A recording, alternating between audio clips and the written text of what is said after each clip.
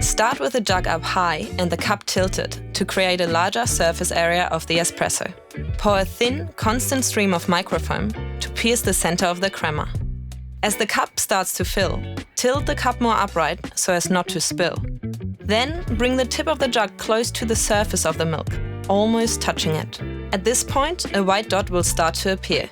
Pause, then pour again, very close to the surface. Repeat 2 to 3 more times, creating arcs. Then pour through the arcs, lifting the jug to finish. And that is how you create a tulip. Now for the Roseta.